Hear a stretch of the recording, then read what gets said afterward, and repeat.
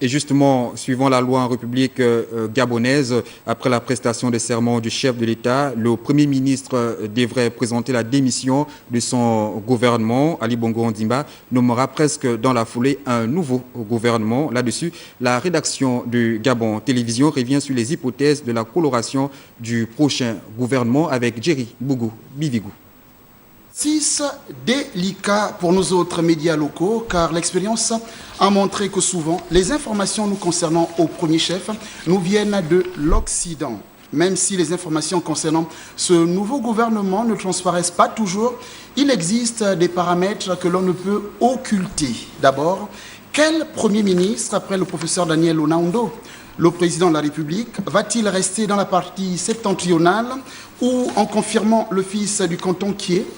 Va-t-il revenir sur la loi non écrite qui voulait que ce poste revienne à la province de l'Estuaire ou c'est un poste qui va échoir à une autre province?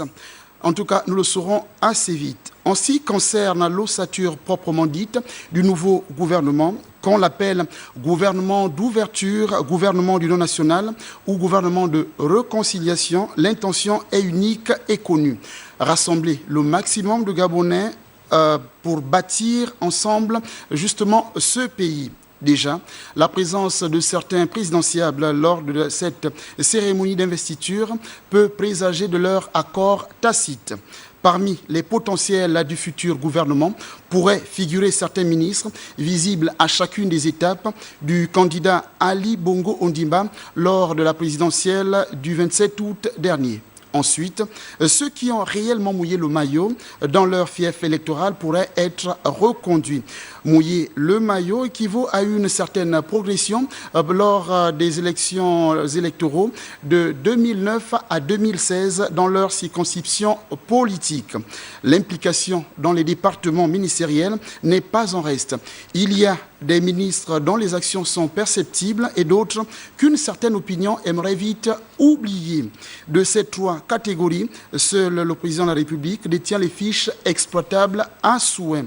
Teclair Mekui Movono, à côté de ces politiques estampillées majorité présidentielle, dès lors que l'opposition crédible répond favorablement à la main tendue du président de la République, la bataille pour des postes de souveraineté s'annonce donc rude.